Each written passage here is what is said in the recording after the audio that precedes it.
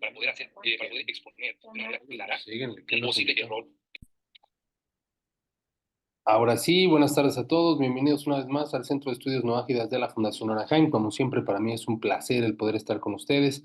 Espero que se encuentren muy bien. Espero que Hashem les haya colmado en bendiciones esta semana y que, bueno, esta nueva semana que comenzamos nos dé la oportunidad de aprender no solamente de esta clase, sino de todas las cosas que nos acompañan en la vida, de poder experimentar la paz, la grandeza, la felicidad, la tristeza también y todas aquellas cosas que provengan en la próxima semana y que Hashem nos permita recibirlas de la mejor manera, con la sabiduría que requerimos para poder manejar todas y cada una de las situaciones que se nos presentan.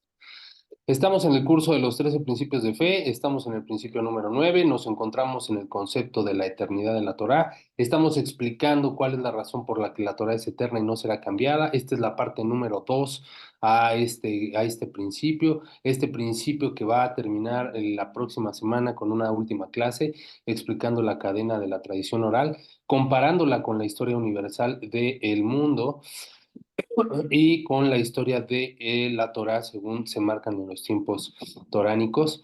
Sin embargo, en esta clase vamos a profundizar un poco más sobre el concepto de la eternidad de la Torá, vamos a asentar más bases de por qué la Torá es eterna, cuáles son las demostraciones o los argumentos que podemos traer a la exposición para poder definir y sustentar que verdaderamente la Torá es eterna y que marca una distinción frente a otros sistemas religiosos que podrían tener la misma argumentación, pero de las cuales nosotros tenemos que pues traer la diferenciación apropiadamente. Para las personas que nos ven por primera ocasión, les recordamos que esta clase es una clase que forma parte de un compendio de clases grabadas y disponibles en nuestro canal de YouTube. Vayan a nuestro canal, conéctense en Fundación Orahaim, ahí van a poder encontrar este y muchos más cursos disponibles para ustedes, para su estudio, y también pueden escribirnos a nuestros números de contacto, los cuales se van a quedar en la caja de descripción del video, para que puedan ustedes contactarnos y brindarles mayor información sobre las clases presenciales y formar parte de uno de nuestros cursos. ¿De acuerdo? Muy bien, vamos a continuar entonces con esta clase que vamos a iniciar el día de hoy. La semana pasada hablamos sobre el principio y su descripción general, es decir, hablamos sobre cuál es el enunciado completo y qué es lo que abarca cada uno de los puntos del enunciado. Decíamos que el principio dice, yo tengo la convicción certera que la Torá nunca será anulada, cambiada por el Creador y no se le puede agregar o quitar nada, tanto a la Torá oral como a la Torá escrita. Esto lo fundamentamos. ¿En dónde viene escrito? ¿De dónde se te ocurrió, Israel? ¿En dónde viene? Yo puedo decir, esto lo dice el Maimónides en el libro de la Mishnah de Torah. Sin embargo, él evidentemente la sacó directamente de la Torah escrita, donde podemos encontrar el versículo propiamente otorgado. Y este es el de Deuteronomios, capítulo 31, perdón, capítulo 13, versículo 1. Y vamos a ir directamente al pasú. Deuteronomios capítulo 13, Deuteronomios capítulo 13, versículo 1, que dice de la siguiente manera.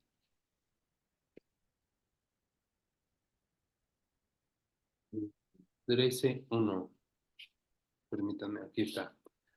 Toda la palabra que yo te ordeno esa observarás para realizar, no agregarás a ella y no disminuirás de ella. Vuelvo a repetir, toda la palabra que yo te ordeno, esa observarás para realizar. No agregarás a ella y no disminuirás de ella. El mismo comentario en el libro del Humash, que es el que estamos leyendo en este momento, edición Sean Levy, el que estamos utilizando, muy recomendable para todos para que puedan leerlo. Dice así, la Torah es completa y perfecta, aunque algunas de las impresiones lo mencionan aquí gentiles, es decir, algunas impresiones que no son kasher, comienzan este capítulo nuevo aquí.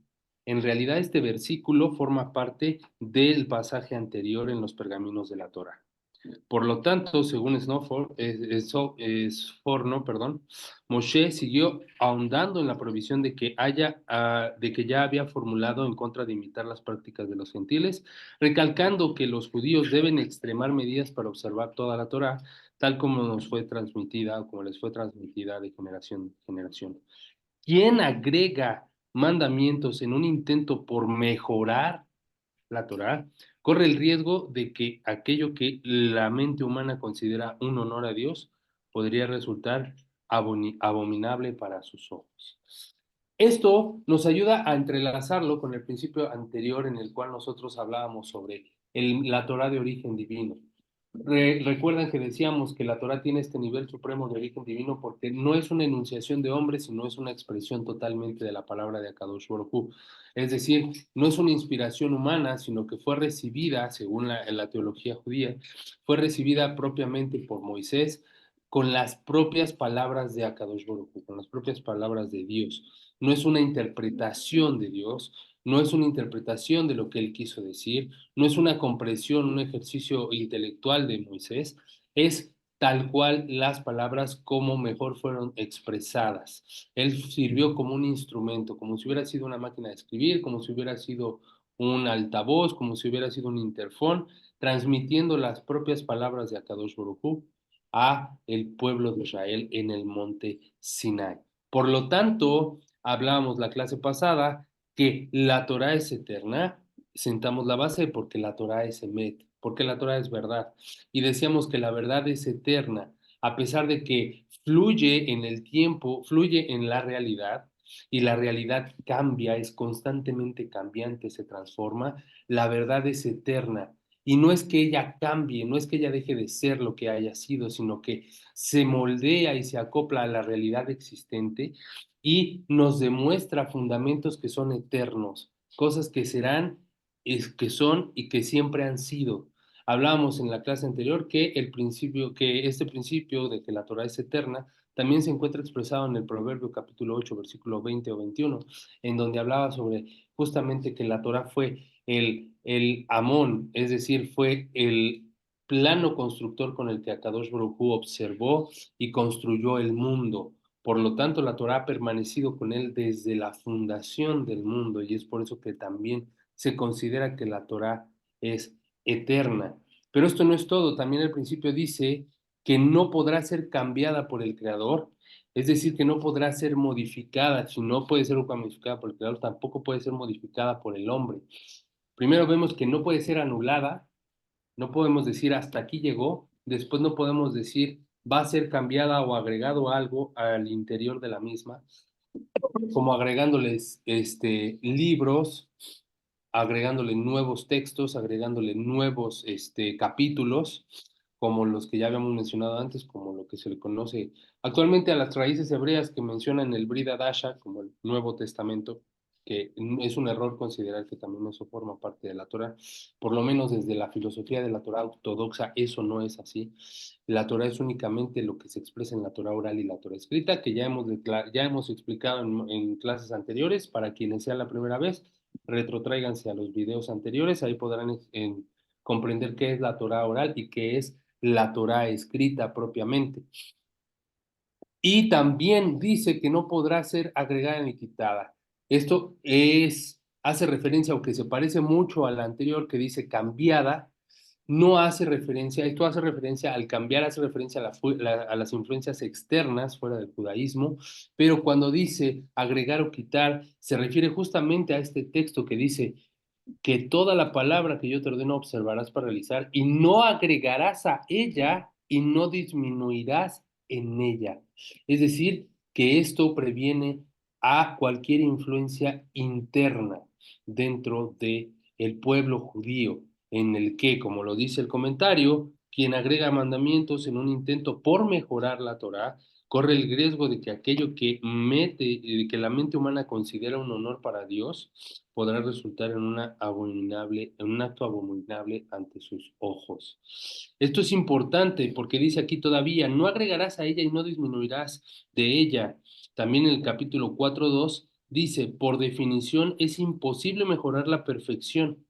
Añadir algo a la Torah implica que Dios ha cometido una falla, lo cual es tan irreverente como decir que algún mandamiento está mal o caer de relevancia, o carecer, perdón, de relevancia. ¿Esto qué quiere decir? Que el insinuar que nosotros podemos cambiar alguna parte de la Torah por intentar mejorarla en explicación, en forma, en contenido, ya sea con una buena intención Esto pretende o propone realmente una transgresión a este principio en el cual estaremos asumiendo que la Torah está carente, está falta y que contiene errores. Y por eso es de que en este principio no se explica justamente que no se le podría agregar ni quitar nada. Ahora, ¿cómo podemos nosotros tener la certeza de que esta Torah es la misma que recibimos de Moshe? ¿Cómo podemos nosotros tener la certeza de que esta Torah es la misma que recibimos de Moshe? Antes de poder responder esta pregunta, quiero que conozcamos más sobre lo que es un Sefer Torah y algunas de las leyes que existen para la escritura de un libro de la Torah, porque esto es importante para que podamos comprender cuál es la importancia de la escritura. Estamos hablando de la escritura y por lo cual va a hilarse con la tradición y la eternidad de la misma, y lo que nosotros estamos estudiando en este momento se deriva en la confianza de que es lo mismo que fue entregado en el monte Sinai.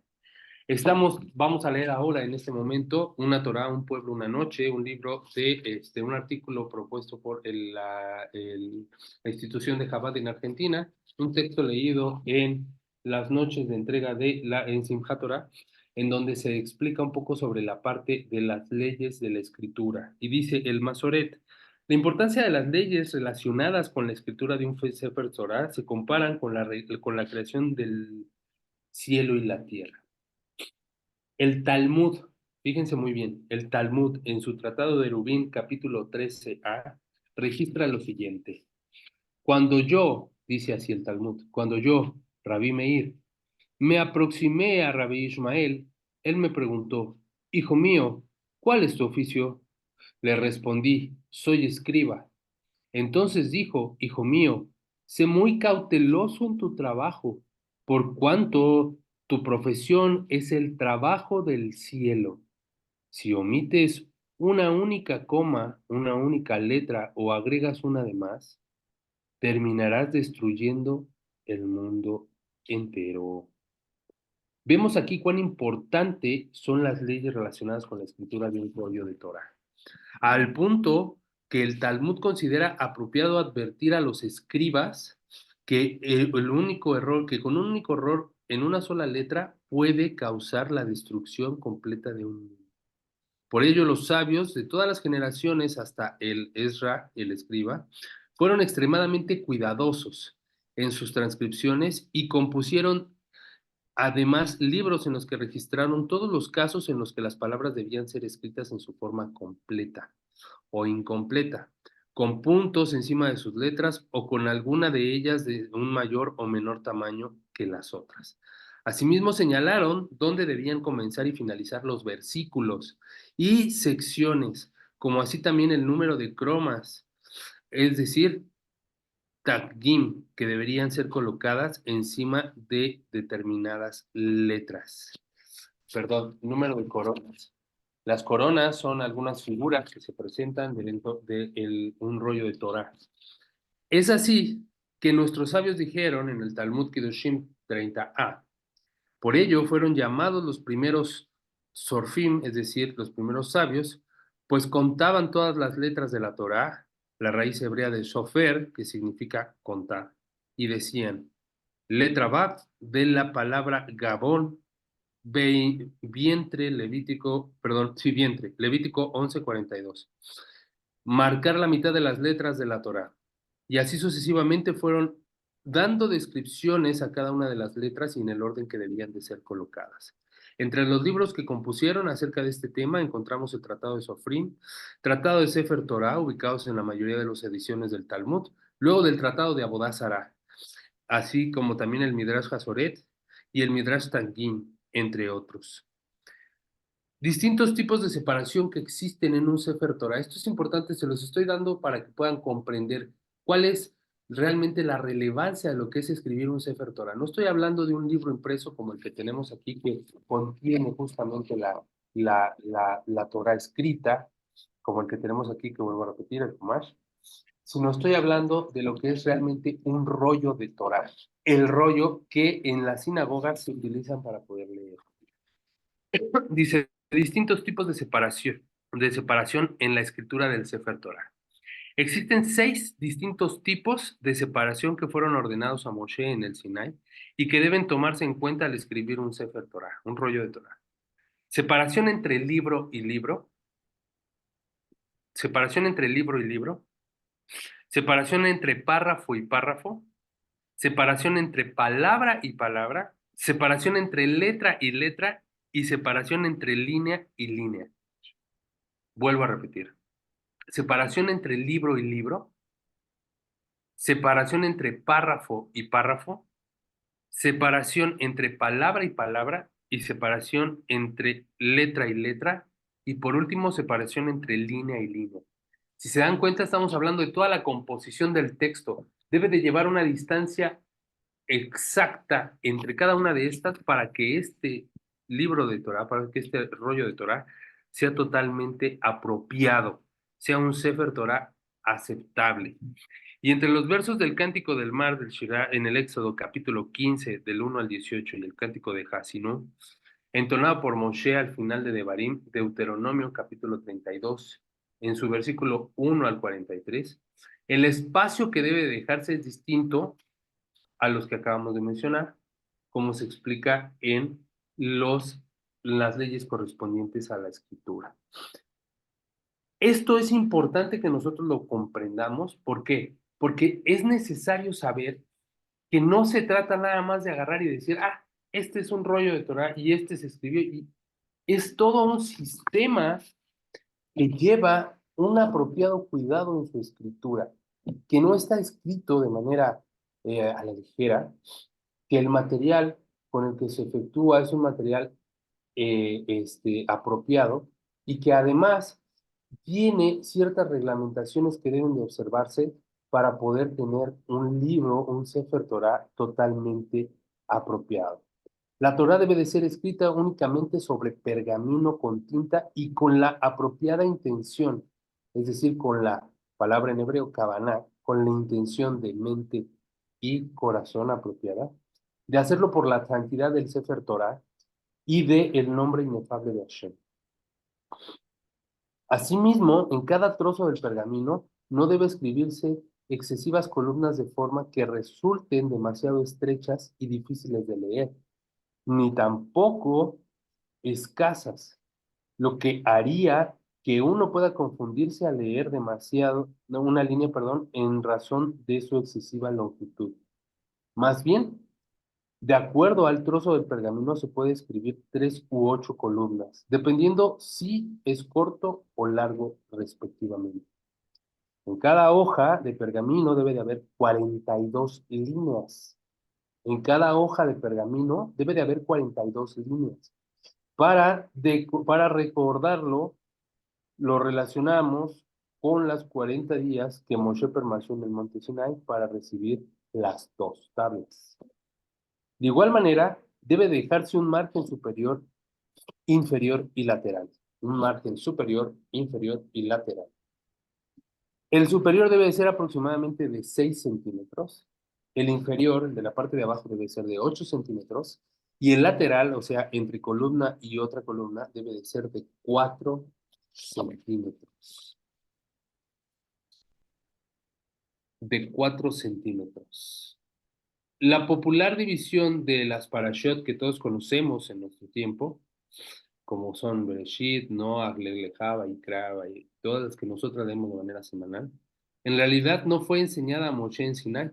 Esta fue dispuesta por los sabios de las generaciones posteriores con el fin de que el pueblo tuviera secciones fijas de la Torah para leer en cada Shabbat. Hay que señalar, sin embargo, que en Israel, en épocas antiguas, se seguía otra división según la cual la Torá terminaba de leerse por completo al cabo de 3 años, y no en uno como los demás órdenes de nuestra época, ¿no? Las divisiones de las parashot en Aliot, según el número de personas que suben a leer, no tienen una base en la halajá. Sin embargo, la misma fue realizada hace varias centurias por un lector erudito experto para facilitar la lectura y saber dónde se debe interrumpir. No obstante, si alguien desea seguir otra división, puede hacerlo, siempre y cuando ésta no contradiga las reglas que especifica el Shulchan Aruch o el Código de Leyes Judías que existe en actualidad. Permítanme un minuto. En relación a los 5 libros de la Torá, dice así. Perdón, por ahí tengo. Ahí. Dice así. Cada uno de los 5 libros de la Torá recibe su nombre por una de las palabras iniciales del primer versículo del mismo. Bereshit, Génesis, Shemot, Éxodo, Vayikra, Levítico, Bamidbar, Números y Devarim, Deuteronomio. Algunos de estos libros tienen también otros nombres, por ejemplo, el de Bereshit también se le llama el Sefer Aishar, el libro de los rectos, pues en él se relata la vida de los patriarcas Abraham, Isaac y Jacob, que son llamados los rectos. El libro de Vayikra es denominado Torah Kajomín, las leyes de los Kohanim, pues en él se especifican las distintas normas relacionadas con los sacrificios y el servicio al sacerdocio, tal como corresponde a los Cohen. En el libro de Bamidbar es denominado también el Humash Ha-Pekudim, libro de los censos, pues en él se cuenta acerca del censo del pueblo en distintas oportunidades. El libro de Devarim es llamado el Mishneh Torah, recuento de la Torah, pues en él se repiten nuevamente muchas de las leyes que ya fueron especificadas en los libros anteriores y que volvieron a ser enseñadas por Moshe. Esto es importante que lo sepamos porque en algún momento podemos hacernos referencia a estos libros y debemos de saber de qué estamos hablando. ¿Se dan cuenta cómo lo que es el concepto de la Torá literalmente es algo todavía mucho más amplio de lo que podríamos haber comprendido nosotros como un libro? Es todo un sistema que tiene como principal objetivo el asegurar que esta emisora, que esta transmisión oral se propicie, se vaya de generación en generación y que garantice que lo que se está transcribiendo, en el caso de los Sefer Torah, sea lo más aproximado a lo que Moisés recibió en el monte Sinai. Por lo tanto, hay toda una reglamentación, hay toda una ley, hay todo un sistema que regula la escritura de un Sefer Torah. Ahora, lo que tenemos que ver aquí es, Israel, ya me enseñaste que sí, esto es algo muy complejo, está súper, pero ¿cómo podemos tener la certeza de que esta tradición oral, que esta Torah que nosotros estamos estudiando, es la misma de Moshe Rabbeinu que recibió en el monte Sinai? Bueno, primero, hay que comprender que además de esto que estamos ya estudiando, que nos sirve como una herramienta bastante apropiada para poder darnos cuenta que no es solamente una copia simple, sino que es toda una línea y toda una ley y todo un sistema que se debe de cumplir, existe la Mishneh Torah. ¿Qué es esto? La repetición de la Torah, como lo acabamos de decir. Toda la tradición oral de la Torah fue transmitida de generación en generación a través de la Mesorá, es decir, a través de la repetición, a través de la tradición oral, de estar compartiéndola de generación en generación. Todos los preceptos que le fueron entregados a Moisés fueron entregados y fueron entregados con sus explicaciones. ¿Cómo explica el versículo en Éxodo capítulo 24, capítulo 24, versículo 12? Éxodo capítulo 24, versículo 12. Vamos directamente al versículo para leer qué es lo que dice. 24, 12. Y dice así. Y dijo Hashem a Moshe, asciende hacia mí a la montaña y permanece allí y te entregaré las tablas de piedra y la enseñanza y el mandamiento que he escrito para enseñarlos. Al respecto de este versículo, la explicación dice, asciende hacia mí, esta es la orden que fue dada a Moshe el día posterior a la fecha que Israel recibió los 10 mandamientos.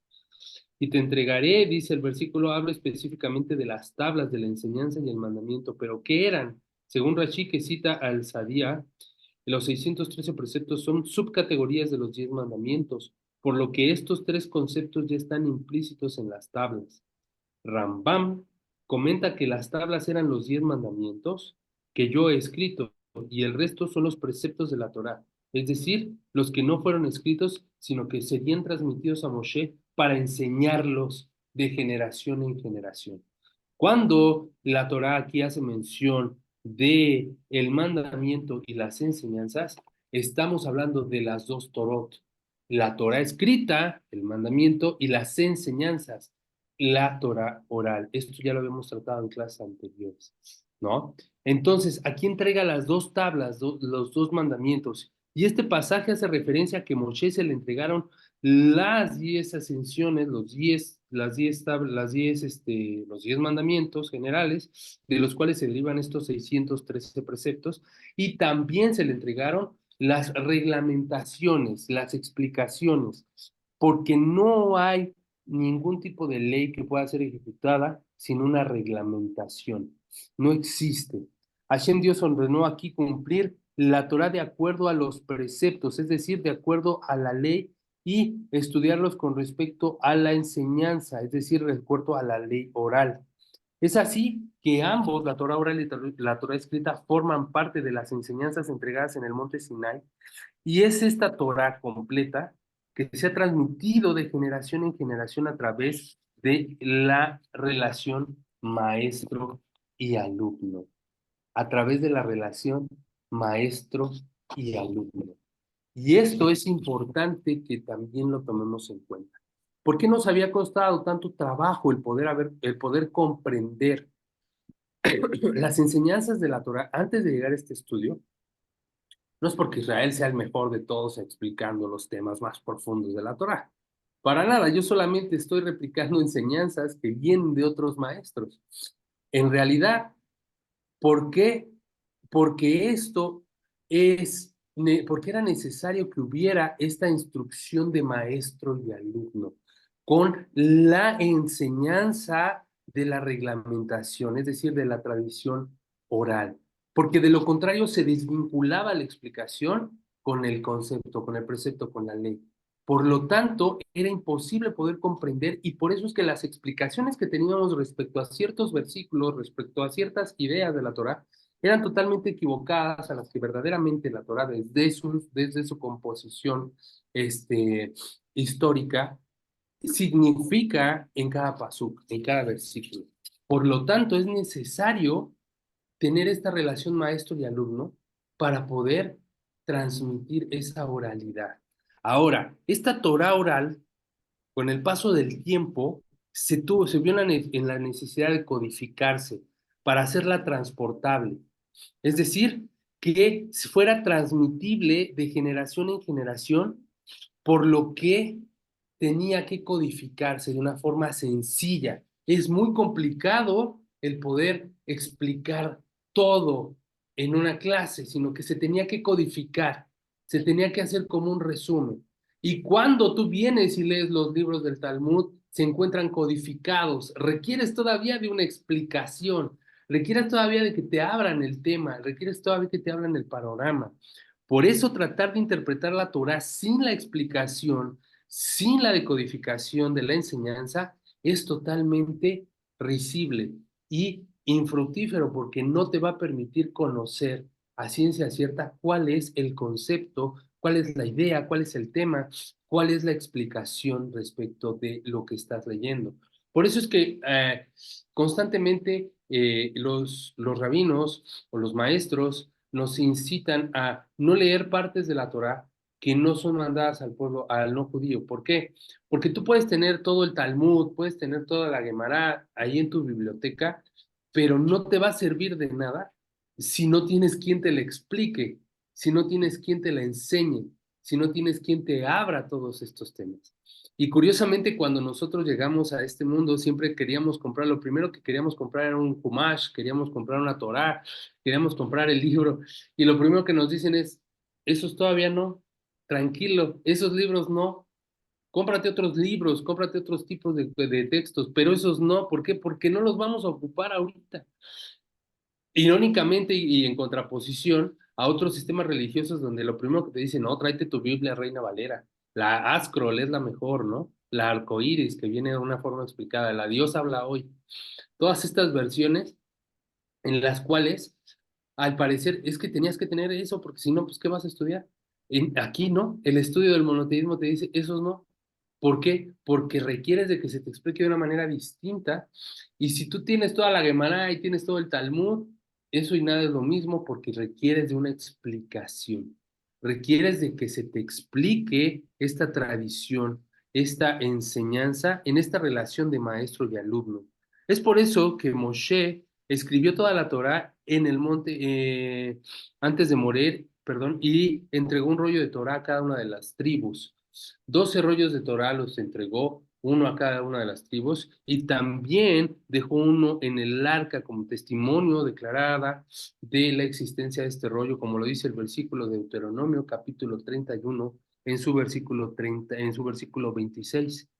Sin embargo, el precepto, es decir, la explicación de la ley, Moshe no la escribió, sino que la instruyó a los sabios de manera oral, como se expresa en Deuteronomio capítulo 13, versículo 1.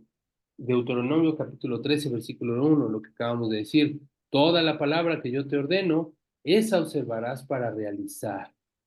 Esa observarás para realizar. Esta fue instruida de manera oral. Es así que entre esta oralidad no encontramos, es por eso es que no encontramos en la Torah escrita las 7 leyes noágidas totalmente explícitas, sino que se encuentran insinuadas en la Torah escrita, pero se encuentran explicadas en la Torah oral. Si ustedes buscan, va a llegar quien diga, a ver, enséñame en qué parte de la Biblia dice que estas son las 7 leyes de Noé.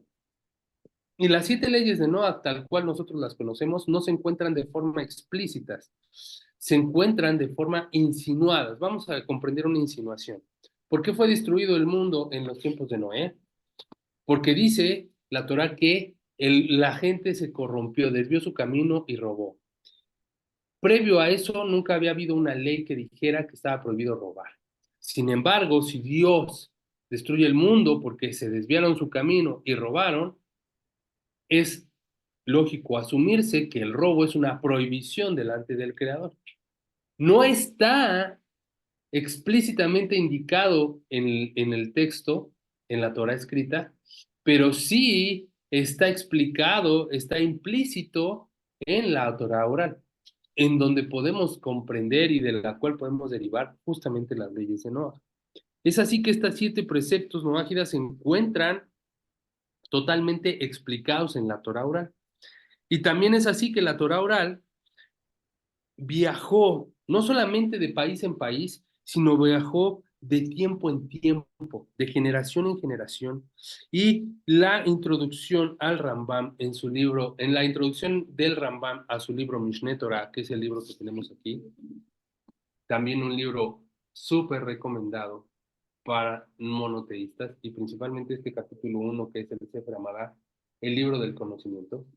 En la introducción a este libro, Rambam detalla de forma única esta transmisión oral de generación en generación, de cómo esta transmisión oral se ha generado, se ha transminado, se ha transmitido de generación en generación. Pero antes de entrar a esta explicación, que es la que vamos a ver la siguiente clase, con nombres completos y épocas y tiempos, quiero que quede un poquito más claro, desarrollar un poquito más el tema de la mesora, porque parecería que es algo que es fácil de comprender, pero si todavía lo explicamos con unos ejemplos simples, nos va a quedar todavía mucho más claro. ¿Qué es esto de la mesora? ¿Cómo es que la Torá fue transportable, como dice Israel, de tiempo en tiempo para poder ser explicada de generación en generación? Bueno, imaginemos que vamos a la universidad, imaginemos que vamos a la escuela. Y en la escuela, tú te sientas frente al maestro, el cual ya preparó su clase, y él empieza a exponer. Y empieza a dar sus temas, y empieza a dar su clase. Tú por más que quieras, no vas a poder anotar de manera literal todo lo que él diga. te va a ser imposible. ¿Por qué? Porque no te va a dar tiempo ni memoria de poder captar todo lo que dice palabra por palabra y plasmarlo en tu libreta. ¿Qué es lo que vas a hacer? Es captar las ideas principales de la ponencia del maestro en tu libreta. Y tú mismo estructurarás, conforme a tu propio estilo, un apunte que te ayude a recordar esa clase y decir, ah, en este punto hablo de esto, o en este otro punto hablo de esto, o en este otro punto hablo de esto. Por eso es que cada persona tiene un sistema distinto. Yo les apuesto que quien tenga la costumbre de anotar la clase que yo les imparto y tienen su libreta, han de tener conceptos, líneas, palabras subrayadas, algo circulado, cosas que les generan a ustedes una recordación específica, una palabra que diga, ah, en esta palabra aquí Israel dijo esto, el maestro dijo acá, y sí hace referencia a esto. ¿Por qué? Porque no requieren de toda la explicación escrita, sino requieren del concepto. Pero, ¿qué pasa si tu libreta se la prestas a alguien más que no eres tú? Y te dicen, oye, pásame los apuntes de la clase de Israel de la semana pasada porque no estuve y no ha subido el video, que casi no pasa, ¿verdad? No ha subido el video y quiero ver en qué nos quedamos. Y ya María Elena le presta la libreta a Sunef, por ejemplo, y Sunef dice, la ve y dice, ¿qué es esto? No le entiendo absolutamente nada. ¿Por qué? Porque María Elena tiene su sistema, tiene su método para poder explicar, ¿no? Para poder anotar. Y requerirá esa libreta de una explicación para que su NEP pueda comprender el tema. Esta es un ejemplo básico para poder entender lo que es un no judío leyendo el Talmud. Porque el Talmud justamente es el resumen, es la anotación de la enseñanza, no es la explicación de la enseñanza, es la anotación de la enseñanza. Y se requiere de un maestro que desarrolle esa explicación. Se requiere de la tradición oral para poder desenmarañar la enseñanza. Por eso es que está codificada. Por eso es que se nos dice insistentemente, no compren libros que no van a poder comprender, y más si no saben cómo interpretarlos. ¿Por qué? Porque van a querer hacer ley de libros en los cuales no se pueden hacer ley. Es que yo vi en tal libro que decía así, y es que yo vi en tal libro que decía asado, y nunca recibiste la interpretación, nunca recibiste la explicación, sino que te quedaste con tu propia explicación, con tu propio entendimiento, y por lo tanto, pues entendiste lo que quisiste o lo que pudiste. Pongamos otro ejemplo para que nos quede más claro. Imaginemos que yo voy con mi hijo y le digo, hoy te voy a enseñar lo que es una sardina, ¿no? Y bueno, mi hijo sabe que la sardina es un pez. Entonces lo llevo al supermercado, compro una lata de sardina y se lo abro y le digo, esto es una sardina. Y mi hijo se va a quedar así de, ¿y la cola, papá? Ah, es que se la cortaron. ¿Y la cabeza, papá? No, pues es que también se la cortaron. ¿Y las aletas, papá? No, pues también se la cortaron. Ya nada más es la carnita lo que tiene, pero eso es una sardina. Papá, no te creo. No te creo que esa sea una sardina. ¿Por qué? Porque evidentemente no sabe cuál ha sido el proceso que ha pasado esa sardina para ser enlatada. Lo que yo le estoy dando es un producto sintetizado. Yo le estoy dando es un producto procesado, algo final que requiere de una explicación para saber cómo es que llegó ahí, que él sepa que verdaderamente es una sardina. Entonces, ¿qué quiero decir con esto? Que la Torah oral que ha sido transmitida de generación en generación está codificada en los libros que todos podemos adquirir en la actualidad. Pero eso no quiere decir que por tener el libro ya lo vas a saber estudiar. Necesitas de la explicación, necesitas saber cómo es que esa sardina terminó enlatada ahí. Necesitas que alguien te desarrolle la historia de esa sardina para poder entender, comprender cuál es el origen de la enseñanza. Y eso es algo que no se puede hacer únicamente comprando el Talmud, comprando todos los libros de la Gemara, comprando el Humash. No lo puedes hacer. Se requiere de estudio con un maestro, con una persona que te lleve en esta instrucción de la mano para poder explicar claramente todos y cada uno de los pasos que llevan a las conclusiones que el Talmud, que la Gemara están enunciando. Y también de que te explique cuáles se encuentran abordando temas específicos dependiendo del contexto o a qué se referían exactamente con ciertas partes, a qué cosas formaban explicaciones. Sin embargo, no podemos creer que solamente por tener el libro ya lo podemos comprender. Este es un argumento adicional al que ya les al que les mencioné ahorita con el de las leyes de cómo se escribe un Sefer Torah, es un argumento adicional para poder comprender por qué la Torah es de origen, por qué la Torah que tenemos hoy es la misma que se entregó en el Monte Sinaí. ¿Por qué? Porque si tú la agarras no la entiendes, requieres que alguien te la explique. Y esa explicación que viene y te ilumina, y tú dices, wow, nunca lo había visto así, es justamente la transmisión oral. Es justamente la decodificación del texto de generación en generación. Esa es la enseñanza que se basa de generación en generación para poder comprenderla en nuestros días, para poder comprenderla en nuestros tiempos y que nos quede totalmente explicada a través de la relación maestro y alumno, maestro y alumno, que no va a poder suceder o que no sucede en otros sistemas religiosos en donde solamente se adoctrina, en donde únicamente se enseñan dogmas, ¿no? Aquí, dependiendo también el maestro, tendrá apertura de poder hacer preguntas y respuestas y poder enseñar para la vida diaria, ¿de acuerdo? Vamos a dejar la clase hasta ahí el día de hoy. La siguiente clase voy a abordar la introducción de Maimónides, en donde vamos a detallar cuáles son todas las personas a las cuales se ha dado la Torá de manera oral y cómo es que así se ha entregado hasta nuestros días, para que sepamos justamente cómo ha sido esta enseñanza y esta transmisión de generación en generación, desde los tiempos de del Monte Sinai, del pueblo de Israel, hasta nuestros días. ¿De acuerdo? Voy a dejar el aula abierta por si quiere hacer alguna una pregunta, algún comentario, con mucho gusto. Adelante.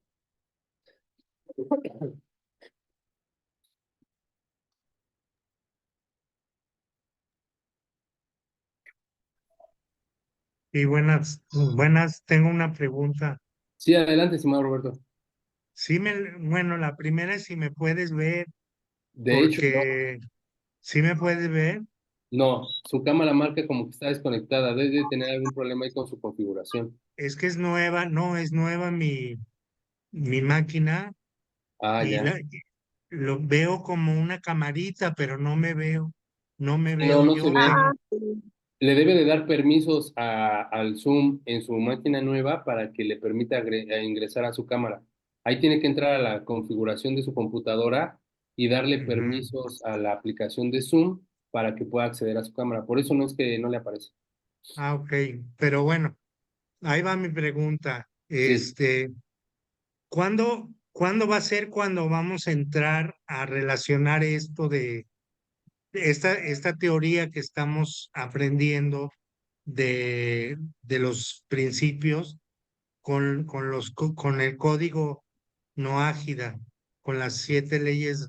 Porque ayer escuchaba yo a una señora no ágida en un video que Ujú, decía que los mandamientos del Sinaí, o lo que se conoce como los 10 mandamientos, son solo para los judíos, ujú, y que por eso nosotros tenemos las 7 leyes no ágidas, y que los 10 mandamientos del Sinaí son solo para los judíos.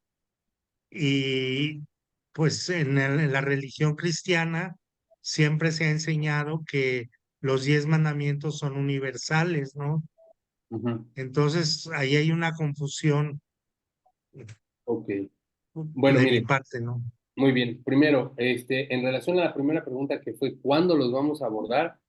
Vamos todavía a tardar por lo menos, si ustedes siguen estudiando con nosotros, un añito más. Un año más porque vamos a terminar de este curso, abrir otro curso que se llama Leyes de Teshuvá. Ahí es donde vamos a empezar a hablar sobre ya lo que es estrictamente la ley. Y ya después vamos a abordar lo que es la práctica en el estricto orden halágico. Y ahí es donde va usted a escuchar la respuesta corta que le voy a dar hoy, pero en aquel entonces, ya cuando lo veamos, va a escuchar la respuesta larga. Pero hoy la respuesta corta a su pregunta es, los 10 mandamientos no son universales. En esta expresión que usted utilizó de que los 10 mandamientos son universales, no son universales. Y tampoco la expresión que escuchó de esta persona es del todo precisa. Por eso es que se requiere siempre de tener justamente un auditorio preparado y un estudio previo para poder comprender. Hay algo que en el estudio que vamos a tener cuando veamos las leyes no ágidas, se va a comprender de cuál es el sistema, cuáles son los criterios en los que se comprenden las leyes que se han dictado antes de Sinaí y después del Sinaí. Porque no toda, hay una ley, una reglamentación, o no una ley, una reglamentación que dice que no todas las leyes que se dictaron pre-Sinaí son para todo el mundo. Hay algunas que son específicamente para el pueblo de Israel, previo al monte Sinai. No todas las leyes que se dictaron para en el monte Sinai aplican para el no judío. Sin embargo, hay algunas que se enunciaron que sí. Por lo tanto, se tiene que explicar eso.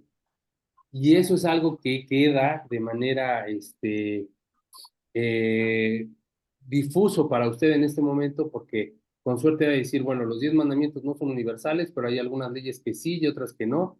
Es un tema muy complicado, pero hay que sentar las bases del estudio, sentar cuáles son los criterios con los cuales la halajá explica cuáles son los mandamientos que pre-Sinai no son para el pueblo, para los no judíos, y cuáles son los mandamientos que aún después del monte Sinai sí siguen siendo para el no judío y cuáles no, porque ahí hay una separación, pero hay que explicar cuál es el fundamento, cuál es la razón. Y esta aseveración que se hace de manera general puede causar este tipo de confusiones, ¿sí? Por eso es que Sí. siempre es importante abordar los temas con calma. Y esta es la razón principal por la que las clases con ustedes son privadas, aunque los pongo yo grabadas después con la intención de que se puedan guiar, pero no me gusta transmitirlas en vivo porque no todas las personas están al mismo nivel. Con ustedes ya llevo más o menos un año, poco menos de un año estudiando y ya más o menos entendemos en qué vamos. Pero una persona que, digamos, nos vea en YouTube o nos vea en Facebook ahorita y diga, oye, es que dijo Israel que no todos son universales, se queda con eso y no entiende por qué. Y ahí genera esa confusión. ¿Sí me explico? Correcto. Todo tiene una explicación, pero de manera general sí les tengo que decir, los 10 mandamientos no son universales, no son universales. Pero eso no quiere decir que de las leyes que fueron enunciadas en el Sinai, algunas corresponden al pueblo no judío, a los no judíos, ¿de acuerdo? Sí. Gracias. Con mucho gusto, estimado. ¿Alguna otra participación o pregunta? Ok, perfecto. Bueno, pues con eso estamos terminando la clase del día de hoy. Como siempre, es un gusto poder compartir con ustedes la clase, estimada María Elena. Muchísimas gracias por estar presente. A todos les agradezco. Sí, digan. No, que disculpe que la semana pasada no pude conectarme. No, Sí. para nada, no hay ningún problema. Baruch Hashem, qué bueno que ya está aquí con nosotros. Baruch Hashem. Y Gracias. la próxima semana, con la ayuda del cielo, nos volvemos a ver en el mismo horario, mismo canal. ¿De acuerdo? Les mando un fuerte abrazo a todos. Excelente día, excelente inicio de semana y shalom, shalom. Shabbat Tov para todos. Shabbat tov.